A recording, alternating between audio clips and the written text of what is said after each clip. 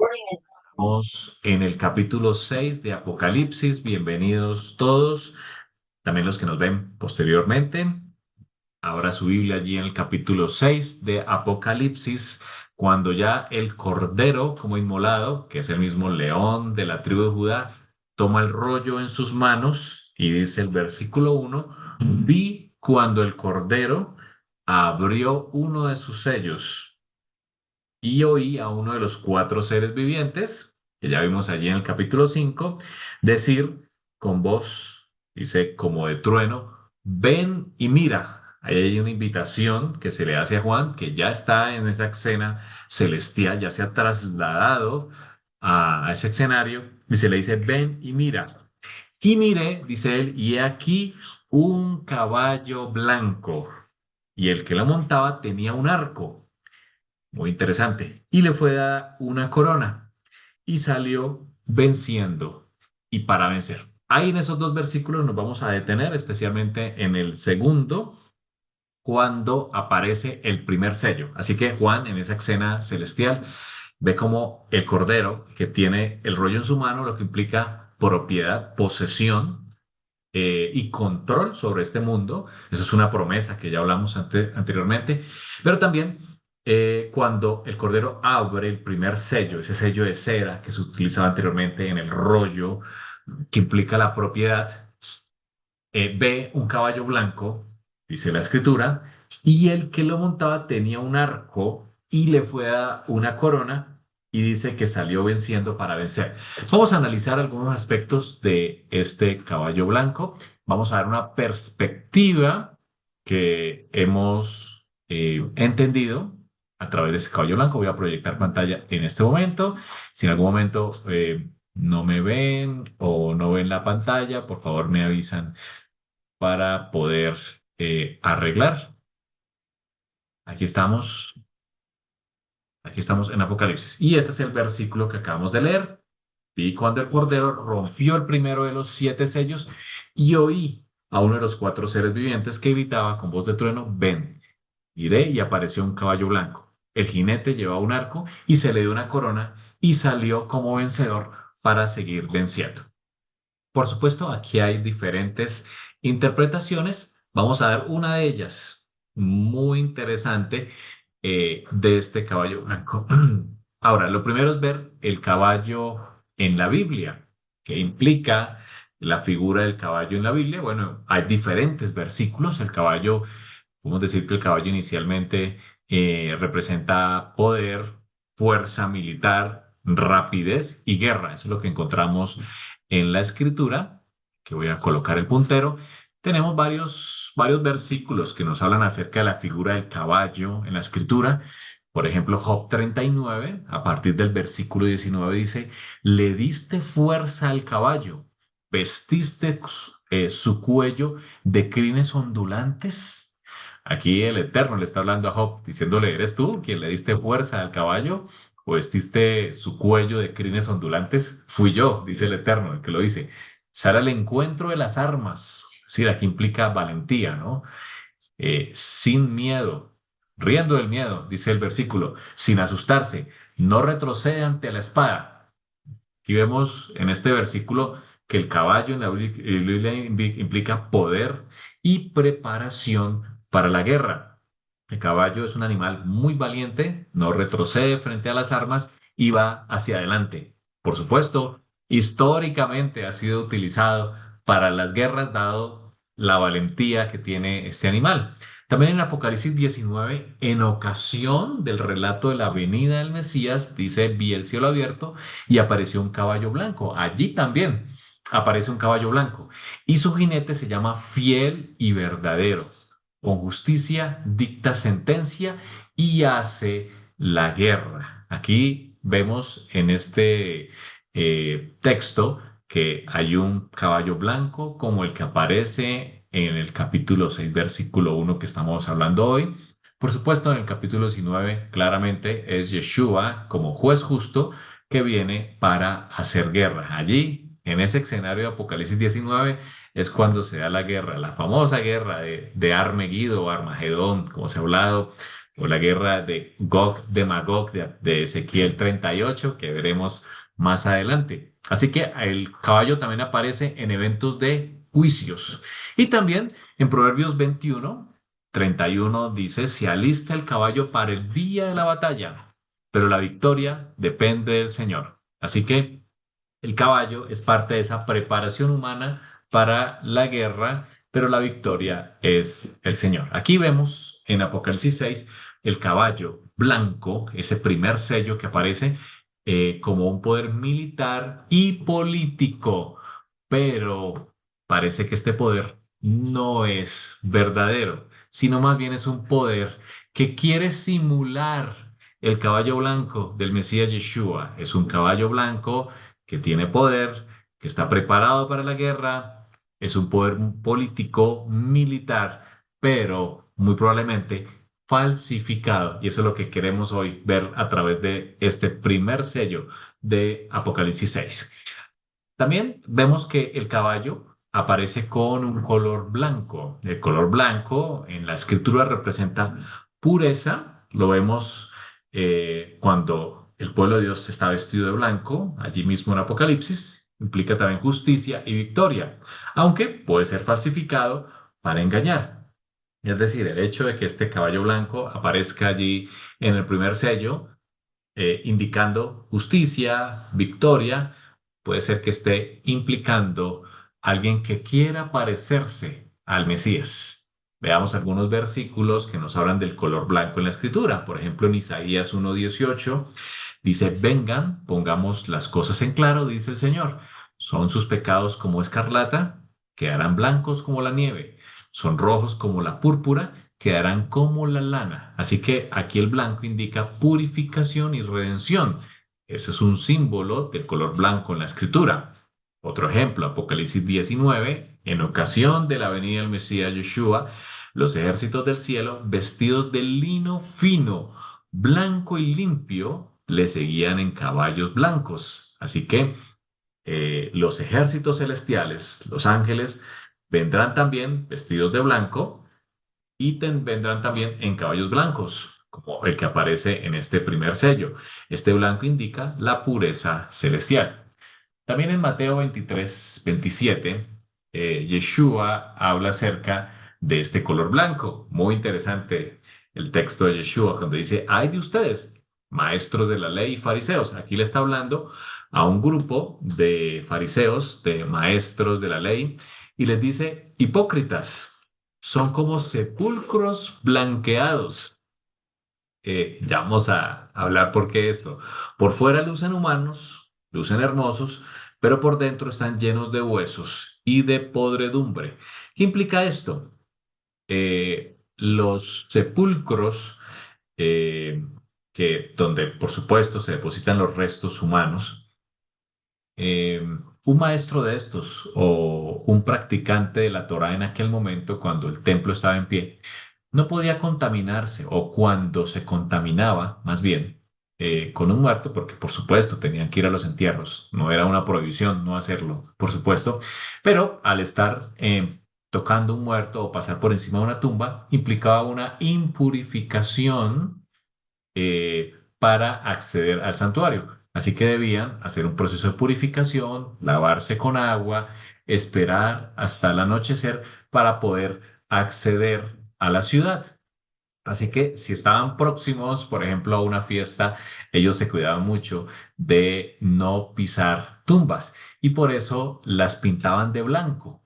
Las pintaban de blanco para poder identificarlas y no pisarlas y no quedar impuros si ya se habían purificado. Eso es Torah, eso es parte de la escritura. Por supuesto, hoy no tenemos un templo físico, pero por supuesto el Eterno nos pide que nos apartemos de toda impureza que nos pueda afectar a nosotros directamente. Ahora, el hecho de que de que los sepulcros estuvieran blanqueados, obviamente era un símbolo visual para esquivar esas tumbas y evitar la impurificación. Pero al punto que va Yeshua aquí es cuando dice que ustedes parecen sepulcros blanqueados, porque por fuera parecen muy bonitos, pero por dentro, dice el texto, por fuera lucen hermosos, pero por dentro están llenos de huesos y de podredumbre. Así que Este texto se aplica muy bien a este caballo. Este caballo puede tener apariencia de pureza por fuera, quiere parecer muy puro, muy justo, pero es un engaño. El jinete del primer sello de Apocalipsis 6 aparenta pureza, pero es un impostor. Ahora, aquí también este jinete aparece con un laurel, con una corona, la corona que representa autoridad, realeza, victoria y gobierno. ¿Qué versículos encontramos sobre la corona en la Escritura? Por ejemplo, 2 de Timoteo 4:8. Por lo demás, me espera la corona de justicia, que el Señor juez justo me otorgará en aquel día, y no solo a mí, sino también a todos los que con amor hayan esperado su venida. Eso dice 2 de Timoteo 4:8. Así que la corona es una recompensa justa para los fieles, de acuerdo a 2 de Timoteo 4:8. También aquí aparece el texto de hoy, Apocalipsis 6:2, donde este jinete se le dio una corona, una autoridad dada para conquistar. Quiere decir que a este jinete que va en un caballo blanco, simulando pureza, se le dio una autoridad. El Eterno, así como en diversas ocasiones y en diversos personajes de la Escritura, les permitió, les dio autoridad, inclusive lo veremos, a la bestia se le da autoridad para ejercerla durante 3 años y medio. Aquí a este caballo blanco se le da una autoridad para conquistar, o sea, se le permite.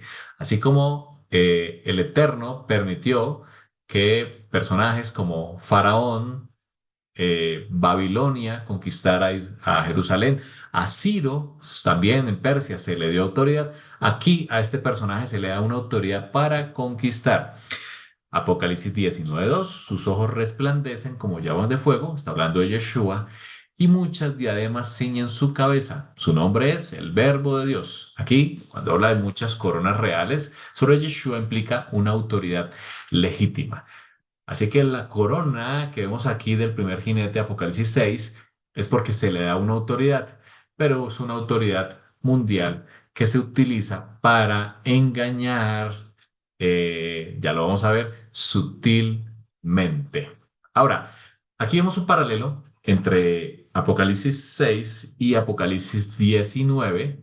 Eh, ya vimos que en Apocalipsis 6 puede ser o aparenta ser un impostor que simula ser el Mesías. Es decir, podríamos estar aquí en Apocalipsis 6, versículo 1 y 2, frente a la figura del antimesías. Vamos a hacer el contraste con Apocalipsis 19. Veámoslo aquí y ahora en su Biblia, en Apocalipsis 19, veamos a partir del el versículo 11 de Apocalipsis 19. Dice, vi el cielo abierto y aquí un caballo blanco. Aquí encontramos la primera semejanza. En Apocalipsis 19 ya aparece el Mesías en su caballo blanco. ¿Por qué hacemos el paralelo? Justo en Apocalipsis 6, el Cordero está abriendo el sello. Aquí todavía en Apocalipsis 6 se presenta el Cordero como inmolado. Todavía no está en su fase de ejercer el juicio, que ya en Apocalipsis 19 viene, es la segunda venida del Mesías y aparece como ese juez. Así que este Apocalipsis 6 es alguien que quiere simular esa figura mesiánica de Yeshua. Aparece Yeshua en 19:11 como un caballo blanco y el que lo montaba se llamaba fiel y verdadero. En Apocalipsis 6 es un jinete que no se le da un nombre. No sabemos cuál es su nombre, pero aquí en Apocalipsis 19 claramente se dice que se llama fiel y verdadero. Y además dice que con justicia, gracias amor, con justicia juzga y pelea. En Apocalipsis 6 se habla que tiene un arco en su mano y se le dio autoridad para vencer. Aquí, Apocalipsis 19, Yeshua lo hace con justo juicio. Versículo 12, se describe a Yeshua, sus ojos como llama de fuego. tal como se describió en los primeros capítulos de Apocalipsis, y había en su cabeza muchas diademas y tenía un nombre. Aquí se le da un nombre que ninguno conocía sino él mismo. Estaba vestido de ropa teñida en sangre por la guerra y su nombre es el Verbo de Dios. Aquí en Apocalipsis 19 sí se identifica al Verbo de Dios frente a un jinete en Apocalipsis 6 que no sabemos su nombre. Los ejércitos celestiales, vestidos de lino finísimo, blanco y limpio, le seguían en caballos blancos. De su boca, fíjense la diferencia, sale una espada aguda del jinete de Apocalipsis 19, que es Yeshua, de su boca sale una espada aguda. Ya vemos en la escritura que la espada es la escritura, la palabra de Dios que penetra hasta lo más profundo. Y con esa misma palabra, que pues principalmente es la Torah, es con la que viene a juzgar. En el caso de Apocalipsis 6, aparece el jinete con un arco. Aparece con un arco en su mano, no dice que tenga flechas, un arco en su mano, es decir, aparentemente viene en son de guerra, pero quiere hacerlo a través de la política, es decir, sin flechas, quiere engañar y seducir a los humanos. Apocalipsis 19 dice que tiene una espada aguda para herir a las naciones y para regir con vara de hierro. Versículo 16. En su vestidura y en su muslo tiene escrito un nombre, Melech Hamelech, Rey de Reyes y Señor de Señores. Claramente en Apocalipsis 19 vemos la figura mesiánica de Yeshua que no vemos en Apocalipsis 6, que aparenta ser un impostor o que quiere simular ser el Mesías.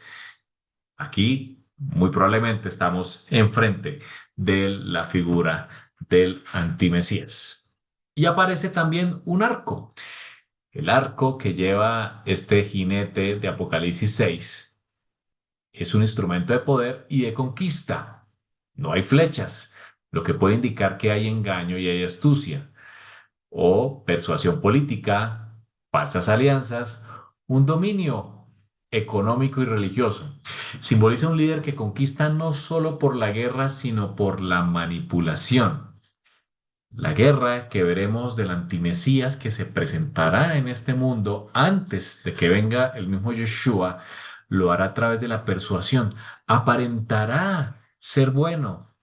Tendrá cuernos como de cordero, como aparece en Apocalipsis 13, pero engañará y después terminará persiguiendo al pueblo de Dios. Es decir, se le va a dar una autoridad durante un tiempo, 3 años y medio, de acuerdo a lo que menciona la escritura. Veamos algunos ejemplos del arco. Tensan su lengua como si fuera un arco para lanzar mentiras, dice Jeremías 9:3. En el país predominan la infidelidad y no la verdad, afirma el Señor. Han ido de mal en peor, no me reconocen. Así como el arco se tensa para atacar, también Jeremías habla de que así es su lengua, como un arco para lanzar mentiras. Y como vemos que este jinete no tiene flechas, pues lo que está tensando son mentiras. Claramente Jeremías 9:3 nos muestra que esta figura de este jinete con un arco sin flechas indica que lo que está lanzando son mentiras para engañar. Salmo 64, 3 al 4. Afilan su lengua como espada y lanzan palabras venenosas como flechas. Desde sus escondites disparan contra el inocente. Lo atacan por sorpresa y no sienten temor. Aquí nuevamente vemos la figura que esas flechas que salen del arco son como palabras venenosas. Aparentan ser palabras verdaderas, pero son venenosas. Oseas 1:5 dice el Eterno a través de Oseas, ese día quebraré el arco de Israel en el valle de Jezreel. Aquí el Eterno claramente dice que él va a quebrar los arcos en el valle de Jezreel. Y Habacuc 3:9 también nos muestra una figura de un arco. Has descubierto tu arco, has pedido a la tierra muchos juramentos. Así que el arco también está relacionado no solamente con el que lanza mentiras o falsedades, sino también juramentos. Y en el caso de este jinete, vemos que pueden ser falsos juramentos que salen de su arco. Ahora, este jinete que está montado en el caballo blanco, como lo vemos allí, y una corona que implica que el Eterno le va a permitir, le va a dar autoridad para actuar, dice que sale venciendo para vencer, dice Apocalipsis capítulo 6. Allí lo podemos ver en nuestras Biblias, salió venciendo y para vencer. Eso mismo lo encontramos en otros paralelos de la Escritura. En Daniel 7, en la visión de las cuatro bestias, y en esa última bestia que es diferente a las demás, espantosa y terrible, lo veremos más adelante, entre sus 10 cuernos aparece uno llamado el cuerno pequeño. Dice la Escritura, vamos a leerlo, en Daniel 7, acompáñenme allí en sus Biblias, cualquier versión funciona. Daniel 7, 21 al 25. Y veía yo este cuerno que hacía guerra contra los santos y los vencía. Ahí está la misma palabra utilizada en Apocalipsis 6 para este jinete en el caballo blanco, que también salió venciendo para vencer. Claramente, Daniel 7 nos aclara a quién es que está venciendo. Dice la escritura, a los santos, a los santos, es decir, al pueblo de Dios. Apocalipsis 13:7, en ocasión de la visión que ve Juan de las dos bestias, una que sube del mar y otra de la tierra. Apocalipsis 13, versículo 7, hablando de la primera bestia, dice que se le permitió hacer guerra contra los santos y vencerlos. Aquí nuevamente aparece la palabra vencer. Este jinete salió venciendo para vencer, de acuerdo a Apocalipsis 13, contra los santos. Y también se le dio autoridad sobre toda tribu, lengua y nación. Aquí estamos frente a una figura de un jinete que se le da autoridad, de acuerdo a la corona que tiene, está en un caballo blanco porque él quiere simular ser el Mesías y se le da autoridad sobre muchos pueblos, lenguas y naciones, y para hacer guerra contra los santos y vencerlos. Este antimesías que estamos viendo aquí en Apocalipsis 6 tendrá poder por un tiempo determinado, que ya la misma escritura nos mostrará en varios capítulos, tanto en Daniel como en Apocalipsis, de ese tiempo, si la mitad de un tiempo, o 3 años y medio, o 42 meses, como también lo veremos allí en la escritura más adelante, pero se le dará un poder por un tiempo determinado para perseguir y oprimir al pueblo de Dios justo antes de que se presente Yeshua en su venida. Vamos a ver algunos ejemplos de antimesías que encontramos en la escritura y vamos a ver características, porque si estamos frente a la figura de un antimesías, aquí es importante que podamos ver figuras de antimesías que han ocurrido en la escritura y luego nos iremos a la comparación de Mateo 24. El primero de ellos aparece en Génesis capítulo 10, eh, quizás muy conocido, llamado Nimrod. Allí en el capítulo 10 de Apocalipsis y el versículo 8, quiero que me acompañen en sus Biblias, 10, versículo 8.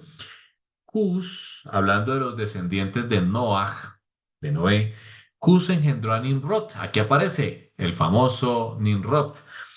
Nimrod, quien llegó a ser el primer poderoso en la tierra, así se lo llama, primer poderoso en la tierra, vigoroso cazador delante de Adonai, por lo cual se dice, así como Nimrod, vigoroso cazador delante de Adonai. De acuerdo a la historia, encontramos que fue un gran rebelde, un cazador, especialmente de hombres, y también el fundador de esa famosa Torre de Babel, en la cual tenían planes de construir una torre que llegara hasta el cielo para evitar ser, número uno, destruidos por un posible segundo diluvio.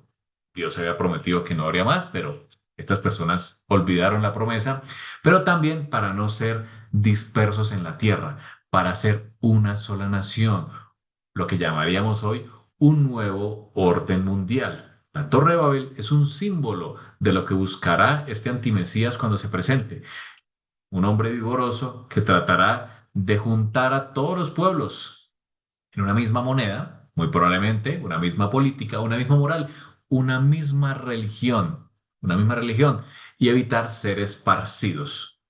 Por eso el Eterno descendió en aquel momento sobre Babel y confundió sus lenguas, los esparció por todo el mundo, porque ellos querían ser un solo hombre, querían igualar a Dios.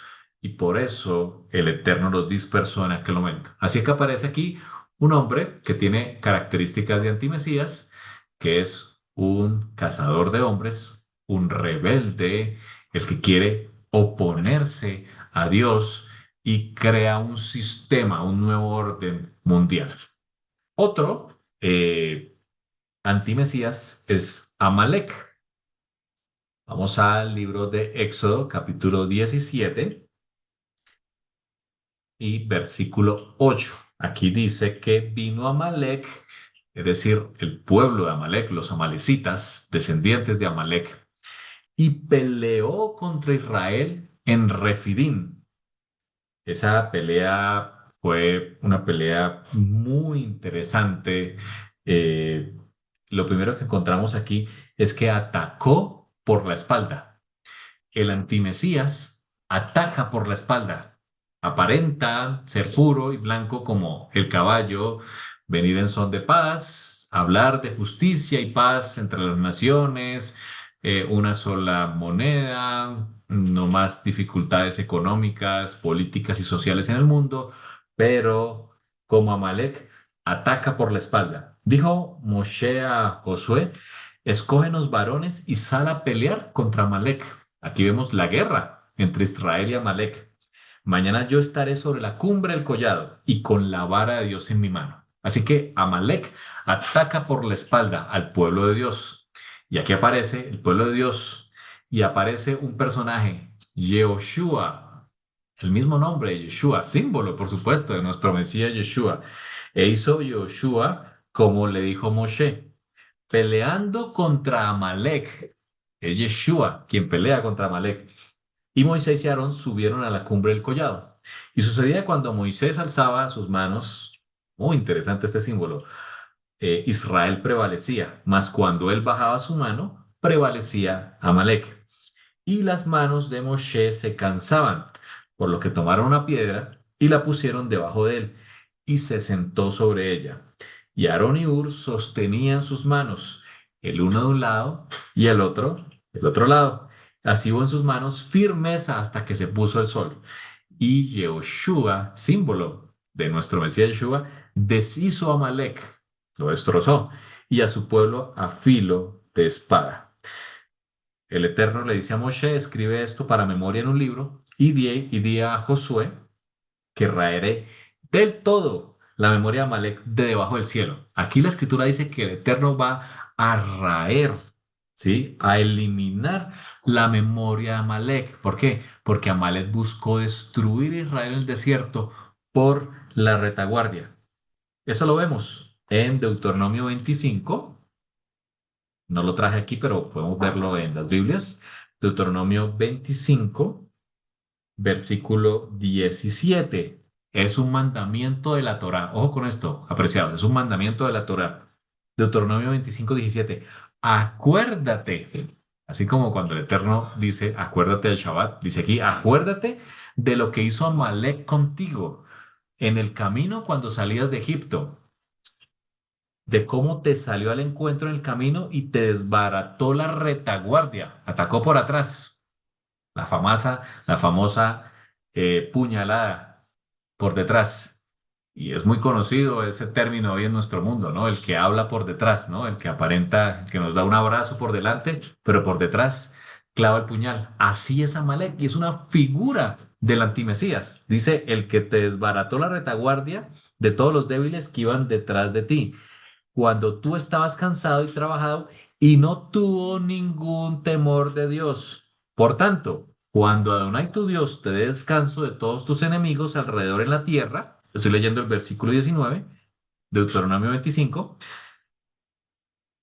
borrarás la memoria de Amalek debajo del cielo. Así que es un mandamiento borrar la memoria de Amalek. ¿Por qué? Porque atacó por la espalda al pueblo de Israel. Y así será, apreciados. Aparecerá esta figura, este poder, que aparentará paz y seguridad, pero como dice el Brit Hadashah del Nuevo Testamento, cuando digan paz y seguridad, vendrá destrucción. Atacará por la espalda al pueblo de Dios. Debemos estar alertas a las características de este futuro antimesías y no confundirlo con el Mesías Redentor de Israel. Siguiente antimesías, Amán. Hace más de un mes que celebramos la fiesta de Purim, recordamos la historia de Esther, hablamos bastante de Amán. Vamos a ir a nuestras Biblias, quiero que vayamos al libro de Esther. Esther, en el libro de Esther aparece una figura llamada Amán. Amán, muy cercano al rey, aparenta ayudar al rey para que permanezca su reino, pero solo quiere poder. Y ese poder se manifiesta claramente en su odio. Y aquí lo vemos en el libro de Esther, un odio gratuito hacia el pueblo judío que estaba allí, el pueblo judío que estaba en las provincias de Medo y de Persia. Y este hombre, como este pueblo tenía otro Dios, tenía otras costumbres, adoraban al verdadero Dios, hacían Shabbat, hacían fiestas, eso fastidiaba a este hombre llamado Amán y por eso hizo un plan no pequeño para aniquilar no a pocos, a todos los judíos. Esto pudo haber sido una catástrofe muy grande en la escritura. Por supuesto, el Eterno intercedió, el Eterno envió a sus emisarios. Allí vemos a Mardoqueo y a Esther que interceden por su pueblo y salvan al pueblo. Ellos dos son una figura mesiánica muy interesante. Pero vemos que este hombre intenta aniquilar a los judíos en Persia. La historia de Esther nos muestra una figura mesiánica y una figura del antimesías en todo su esplendor. Muy interesante que estudiemos el libro de Esther. También tenemos la figura de un hombre que, aunque no está en la escritura, sí se habla de él. De hecho, en las Biblias católicas, si usted tiene una Biblia católica, lo puede leer allí en el libro de Macabeos. El libro de Macabeos, que no entró en el canon bíblico por estar escrito en griego, pero sí nos cuenta una historia muy interesante que ocurre después de Medo y Persia, cuando ya Grecia reinaba.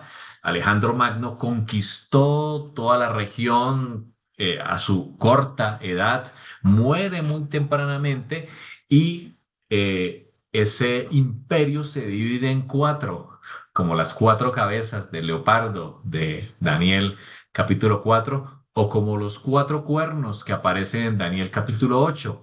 Y uno de esos imperios, el imperio eh, sirio-griego,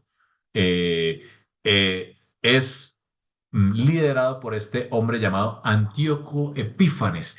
Es muy importante que estudiemos la historia de Antíoco Epífanes. Quizás es de los que más presenta características del antimesías que veremos cuando en el fin del tiempo se presente esta figura. Vamos a ver algunas de las características que nos muestra Daniel.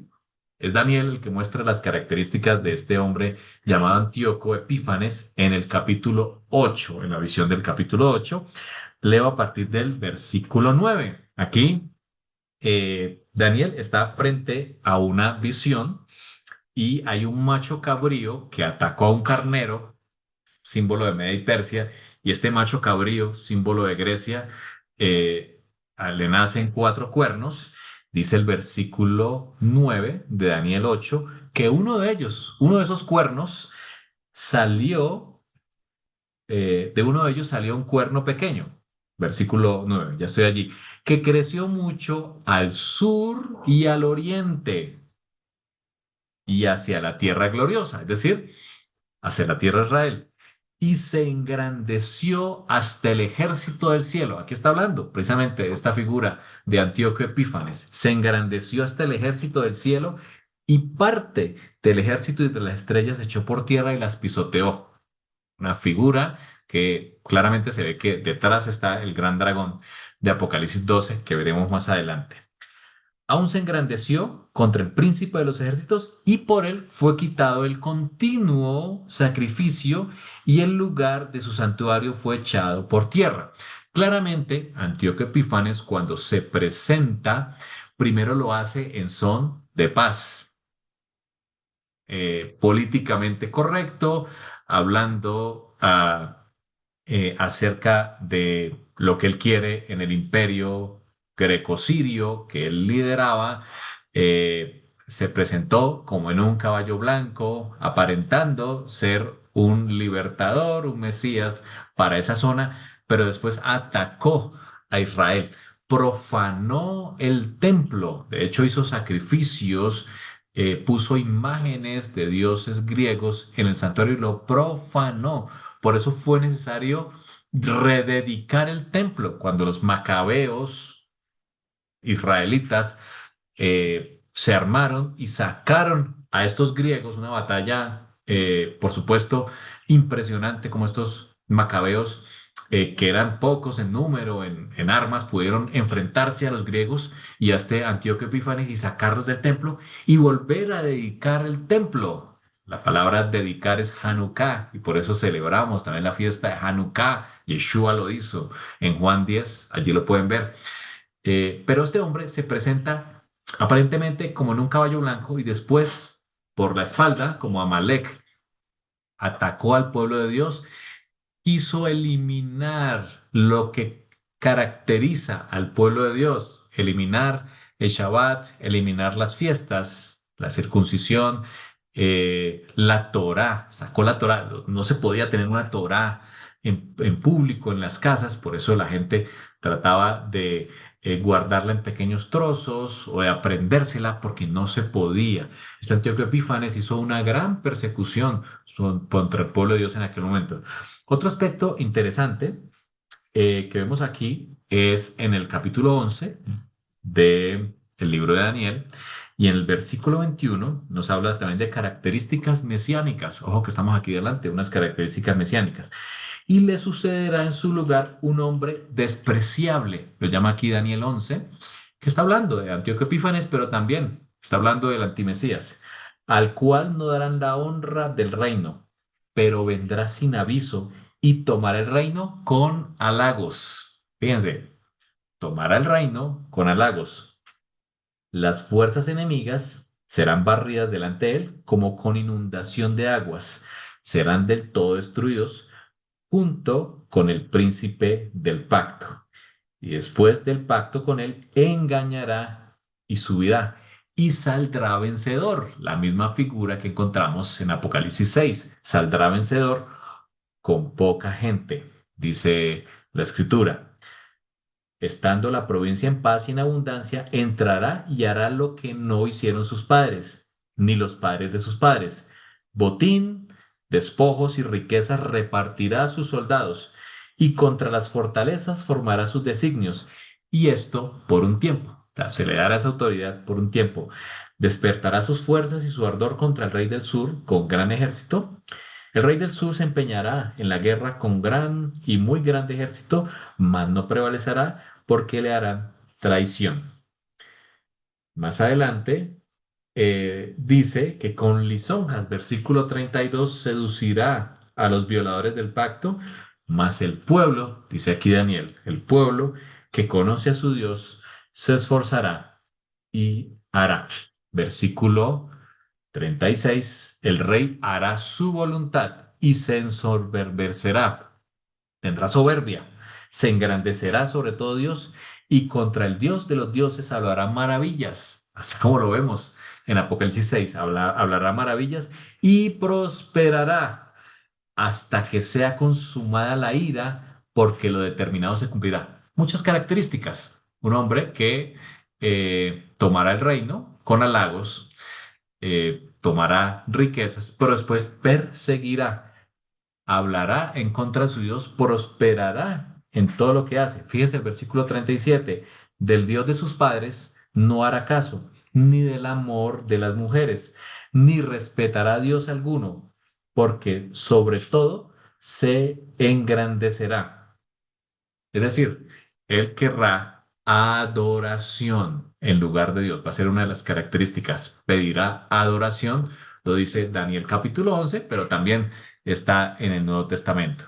También encontramos otros antimesías en la Escritura, líderes romanos como Nerón y Augusto César, que se proclamaban dioses, además de que pedían un culto imperial, perseguían a los que no hacían esto. Y esto lo vemos, por supuesto, en la historia romana.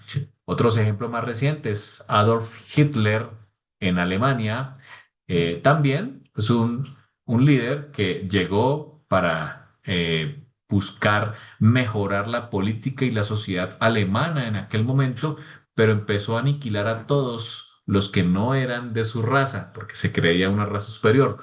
Buscó la aniquilación sistemática del pueblo judío y también, como el antimesías, prosperó, logró millones de muertes de judíos en ese famoso holocausto provocado allí en el contexto de la Segunda Guerra Mundial. Y asimismo encontramos otros sistemas totalitarios que persiguieron la fe y los valores de Dios y que son símbolos de este antimesías. Y vamos a ver las características ya para terminar en estos 8 minutos, las características de ese futuro antimesías que nos trae hoy el primer sello de Apocalipsis capítulo 6. Daniel 7, versículo 8, eh, y vamos después al 24. Ya lo vimos, mientras yo contemplaba los cuernos, salió un cuerno pequeño. Aparentemente ser débil, ¿no? Implica este cuerno pequeño. Y delante de él fueron arrancados tres cuernos. Así que esta figura de antimesías, cuando se presente, serán arrancados tres cuernos. Lo veremos en detalle cuando lleguemos a Apocalipsis 13.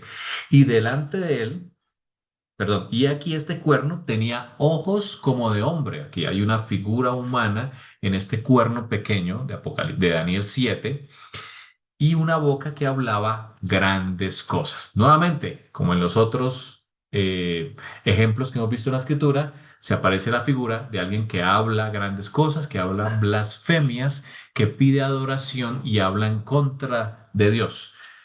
Pasemos al versículo 24 en la explicación de esa visión. Los 10 cuernos significan que de aquel reino se levantarán 10 reyes y tras ellos se levantará otro. Aquí está. Aquí está ese otro, el cual será diferente a los primeros y a 3 reyes derribará. Versículo 25. Hablará palabras contra el Altísimo. Una característica importante que debemos estar alertas.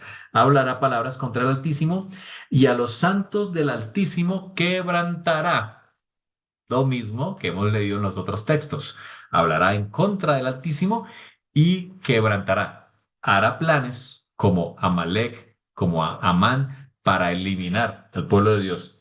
Pensará en cambiar los tiempos y la Torá. Esto ya ha pasado a través de la escritura. Vemos que cuando se fundó la Iglesia Romana Católica, eliminó en ese concilio de Nicea las características del pueblo de Dios, como el Shabbat, las fiestas, y las reemplazó por otras festividades. Esto ya ha pasado antes. Esta figura de antimesías también pensará en cambiar los tiempos y la Torá, dice el versículo 25 de Daniel 7 y serán entregados en su mano, y aquí va un periodo, por un tiempo, tiempos y medio tiempo. Ese es el mismo periodo que la escritura también habla de 3 años y medio o 42 meses, siendo un tiempo, un año, tiempos, 2 años y medio tiempo, medio año. Es el mismo símbolo que vemos en la escritura en varias partes. Por supuesto, lo veremos en detalle allí en Apocalipsis cuando lleguemos a ese momento. Pero aquí está hablando que a este antimesías va a gobernar. Se le va a dar una corona como a este jinete y gobernará por 3 años y medio con lisonjas, con soberbia, pidiendo adoración y haciendo planes para aniquilar al pueblo de Dios. Esas características son claras a través de la historia y se repetirán.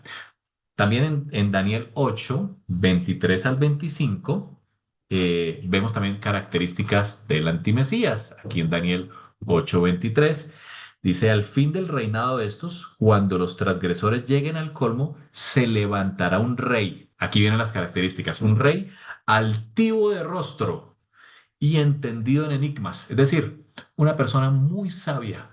Por eso el mundo entero irá tras de él, tras de este poder, por supuesto, con un líder. Una persona de mucha sabiduría, de mucha inteligencia, pero altivo de rostro. Su poder se fortalecerá, mas no con fuerza propia. Es decir, se le dará poder y causará grandes ruinas y prosperará. Nuevamente está esta palabra. Aparentemente, este hombre prosperará, se le permitirá y hará arbitrariamente y destruirá a los fuertes y al pueblo de los santos. Nuevamente aquí Daniel 8 nos dice que este antimesías prosperará y destruirá al pueblo de los santos. Con su sagacidad veremos a un líder muy sagaz. Por eso muchos serán engañados. Un líder muy sagaz hará prosperar el engaño en su mano. Recuerden, las flechas, el arco que se tensa, dice Jeremías, para lanzar engaños prosperará en engaño, y en su corazón se engrandecerá, y sin aviso, como Amalek, por detrás, destruirá a muchos, y se levantará, ojo con esto, contra el príncipe de los príncipes, es decir, contra el mismo Mesías Yeshua se levantará, diciendo que él es el antimesías. Pero dice la escritura que cuando pase ese tiempo, 3 años y medio, será quebrantado. No por mano humana, no será un humano, será quebrantado. Vamos ahora a Daniel 11. Daniel 11 para revisar estas características. Daniel es un libro muy interesante. Daniel 11, versículo 36. Ya leímos, pero vamos a leer las características de Daniel 36.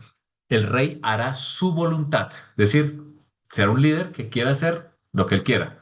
Y hemos tenido y tenemos figuras actualmente de líderes, presidentes que quieren hacer su voluntad y tendrá soberbia, será un líder soberbio, se engrandecerá sobre todo Dios y contra el Dios de los dioses, es decir, contra Adonai, hablará maravillas, es decir, hablará con soberbia en contra de Dios y prosperará. Daniel utiliza nuevamente la palabra que prosperará. Se le dará una corona porque hay un propósito allí.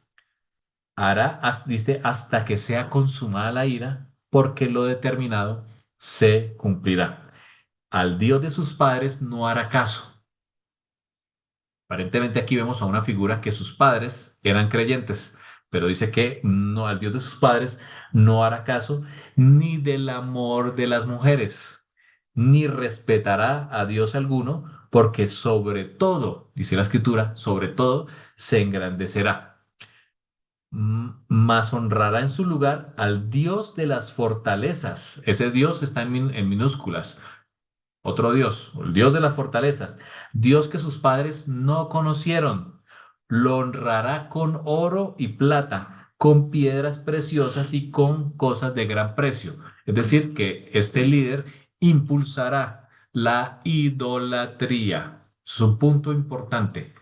Impulsará la idolatría con engaño, con engaño. Con un Dios ajeno se hará de las fortalezas más inexpugnables y colmará de honores a los que lo reconozcan. Esto ya pasa en muchos países que controlan a su gente. El que habla bien del gobierno le va bien, el que no empieza a ser perseguido. Y hablo de países como China. Colmará de honores a quien le reconozca y por precio repartirá la tierra. Es decir, se pondrá como juez para repartir la tierra. Características muy interesantes de este antimesías.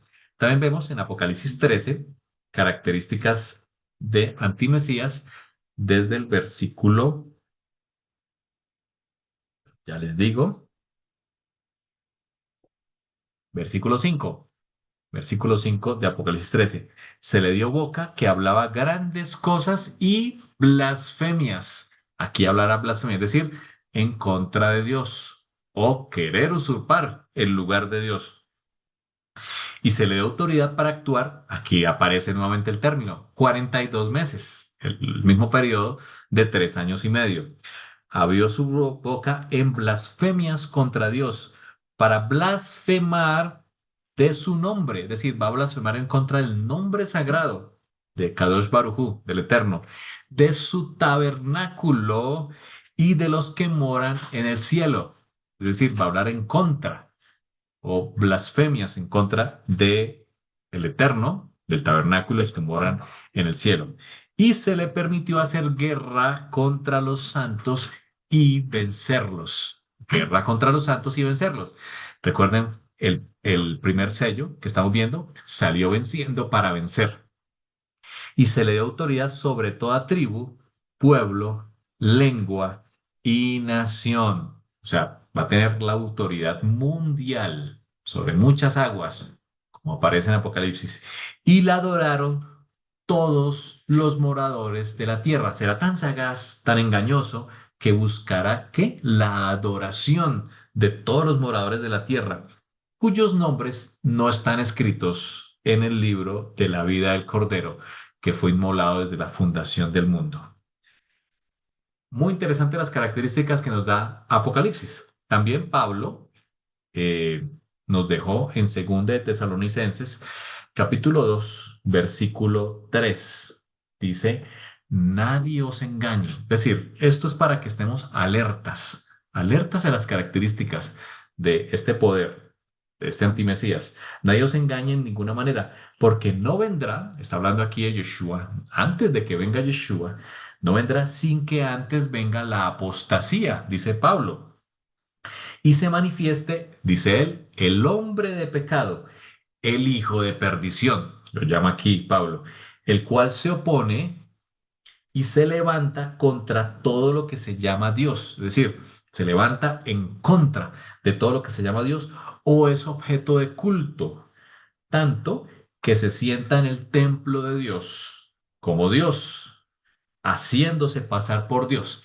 Este es un claro indicio de que es muy probable de que se levante un tercer templo justo antes de la venida del Mesías y que el antimesías mismo, que por engaños, tratados de paz, pueda lograrlo, incluso que lo edifique en un lugar diferente al ordenado por Dios y se siente en ese trono, ¿cierto? En el templo de Dios, haciéndose pasar por Dios. Características que hay que estar muy alertas, de acuerdo a la escritura. Dice el versículo 5, ¿no os acordáis que cuando yo estaba todavía con vosotros os decía esto? Y ahora vosotros sabéis lo que lo detiene, a fin de que a su debido tiempo se manifieste, porque ya está en acción, dice Pablo, el misterio de la iniquidad, solo que hay quien al presente lo detiene, hasta que él a su vez se ha quitado de en medio.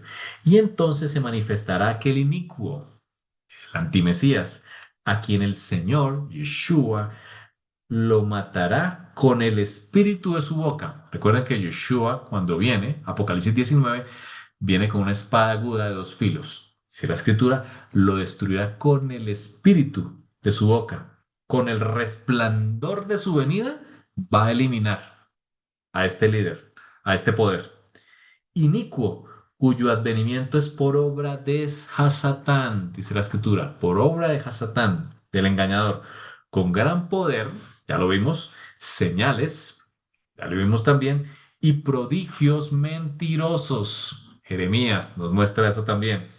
Y con todo engaño e iniquidad para los que se pierden, por cuanto no recibieron el amor de la verdad para ser salvos. Por eso Dios les envía un poder engañoso para que crean en la mentira. Y el último comparativo es el mismo Yeshua.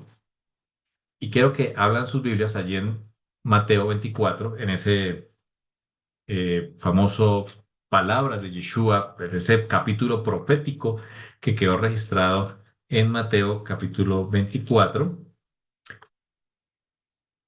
leámoslo y con esto terminamos. Cuando Yeshua salió del templo, esto es justo antes de su crucifixión, y se iba, se acercaron sus discípulos para mostrarles los edificios del templo, del segundo templo. Respondiendo, él les dijo, ¿veis todo esto? De cierto os digo, no quedará piedra sobre piedra que no sea derribada. Eso se cumplió en el año 70. El templo fue destruido. Y si tú vas a ver algunas de las piedras que quedaron allí. No hay piedra sobre piedra. Decía Yeshua. Estando él sentado en el monte de los olivos, los discípulos se le acercaron aparte diciendo, ¿cuándo serán estas cosas? ¿Qué señal habrá de tu venida y del fin del siglo? Respondiendo Yeshua les dijo, mirad que nadie os engañe. Lo primero que dice Yeshua es como arranca Apocalipsis 6, que nadie os engañe, porque vendrán muchos en mi nombre diciendo, yo soy el Mesías. Así lo escucharemos, yo soy el Mesías, y a muchos engañarán. Ya lo vimos a través de la escritura hoy. A muchos engañarán. Primer sello. Fíjense que lo siguiente que dice Yeshua es el segundo sello.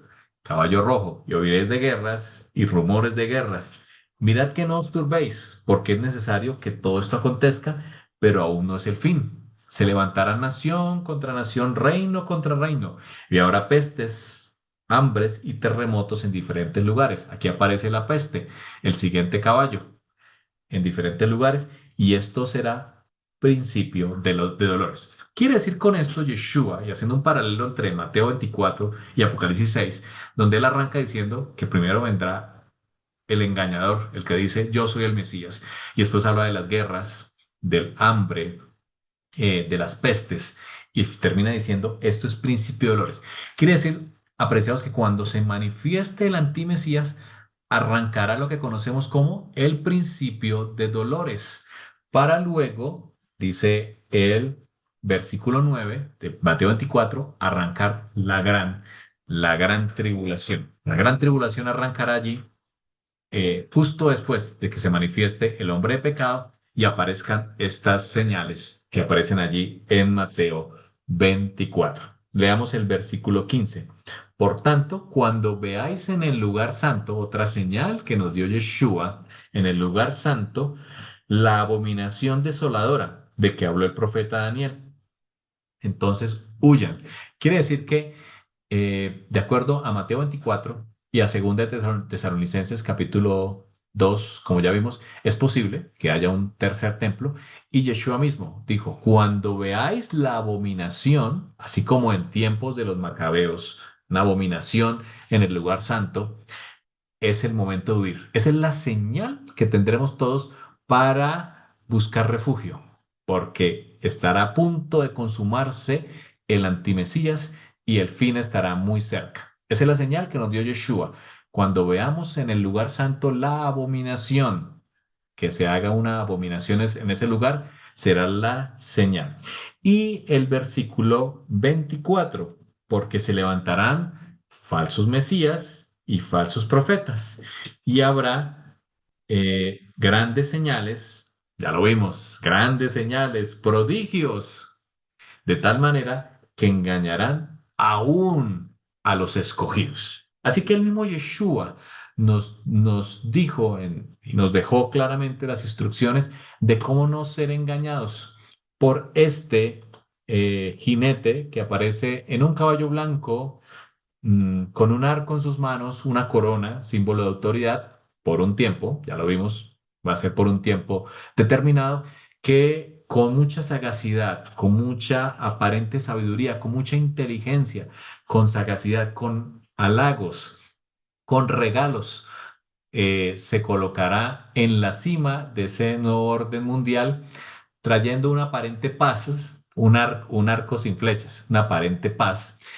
pero como Amalek y Amán buscará planes para eliminar al pueblo de Dios, inclusive para llamarse a sí mismo Dios, sentarse en el templo de Dios y buscando solo su honor. Esto, mis hermanos, es para que estemos atentos a las señales. Aquí está mi esposa conmigo, que me acompaña hoy. Bienvenida. ¿Por qué es tan importante que estudiemos el libro de Apocalipsis? Durante mucho tiempo lo vi con miedo, con temor, pero hoy me doy cuenta que es un libro que nos da revelación. Uno, la revelación de quién es nuestro Señor, ¿sí? ¿Quién es Yeshua? ¿Cuál es su carácter? ¿Cuáles son sus planes para nosotros, sus hijos? Y la certeza de a quién nosotros seguimos. Y la segunda, y aún más importante, es para que mantengamos nuestra esperanza.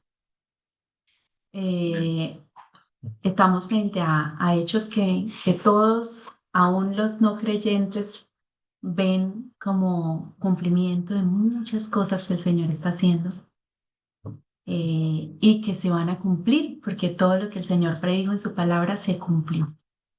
Pero el mensaje que queremos dejarles con mi esposo no es un mensaje de temor, sino es un mensaje que tiene dos objetivos. El primero es que conozcamos y nos aferremos al Señor, que lo conozcamos de verdad, porque el día que llegue alguien haciéndose pasar por Él, pues nosotros podamos distinguir y decir, este no es, ¿sí? Eso es muy importante. Y el segundo nos lo dice Lucas 21:28, para que la palabra de Dios sea la que hable. Dice, cuando estas cosas comiencen a suceder, erguíos, dice, y levantad vuestras cabezas, porque vuestra redención está cerca. ¿Qué significa? Que el Señor trae esperanza para sus hijos. La Escritura dice en muchas ocasiones que el Señor vendrá como ladrón en la noche, ¿sí? Eh, pero vendrá como un ladrón para quienes no han conocido su revelación, para quienes conocen, para quienes ven las señales, para quienes ven las situaciones que están a punto de suceder. Ellos tienen un aviso y el ladrón no puede venir a hurtar y a robar a quien lo está esperando, ¿sí? Entonces es importante que nosotros nos consagremos al Señor, nos aferremos a Él, eh, nos llenemos de esperanza, de alegría, porque todas las palabras del Señor que Él ha dicho se han cumplido y se cumplirán.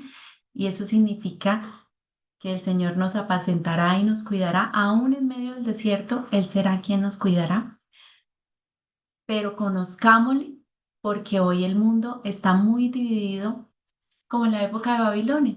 Existía mucha confusión, ¿sí? Hay mucha información, tanta información que a veces nos confundimos, nos llenamos de temor y el temor hace que nuestro cerebro y nuestro lóbulo frontal no funcionen bien. Entonces lo que tenemos que hacer es conocer al Señor personalmente, vivir una experiencia real con Él y permitir que el Señor traiga paz a nuestros corazones para que todas estas cosas que están predichas y que van a pasar no nos cojan por sorpresa, pero tampoco nos llenen de miedo, sino nos llenen de esperanza, nos llenen de fortaleza, nos llenen de alegría, porque el Señor está cerca también a regresar. Amén. Y hoy me senté aquí al lado de mi esposo porque quiero que en la oración agradezcamos al Señor por su vida, por la bendición que Él es para nosotros y porque el Señor le permite un año más compartirnos la palabra del Señor, que Amén. a conciencia sé que la estudia mucho y que se prepara mucho para poder compartir con ustedes un pedacito. Los invito a que oremos. Oremos. Amado Padre, te damos gracias, Señor, porque tú eres un Dios bueno, amoroso, tardo para la ira y grande en misericordia. Amén. Gracias, Señor, porque tú decidiste hace 42 años mm, que mi suegrita tuviera a mi esposito. Gracias, Señor, por eso, porque le diste la vida, porque te manifestaste y te has manifestado con amor y misericordia todos estos años y porque le usas, Señor, para compartir tu palabra y para hacer bendición para nosotros como su familia. Bendícelo, Señor, y queremos pedirte una bendición especial sobre él, sobre su vida, sobre su corazón. Sigue dándole tu gracia, tu espíritu, para que él pueda ver tus milagros todos los días y pueda seguir compartiendo tu palabra, Señor, a quienes deseen escuchar. Amén. Te pido, Señor, que bendigas a este grupo. Gracias, Señor, por ellos, por la Amén. bendición que nos das a través de ellos. Amén. Y porque tú, Señor, traes promesas de bendición en cada parte de tu palabra. Amén. Aun cuando a Gracias, veces vemos cosas difíciles en las palabras y no las entendemos, tú, Señor, traes paz y regocijo en medio de estas revelaciones y sabemos, Señor, que eres tú quien nos sustentará todos los días. Bendice a este grupo, bendice a mi esposo y quédate con nosotros en el nombre de Yeshua. Amén. Amén. Gracias. Gracias a mi esposa.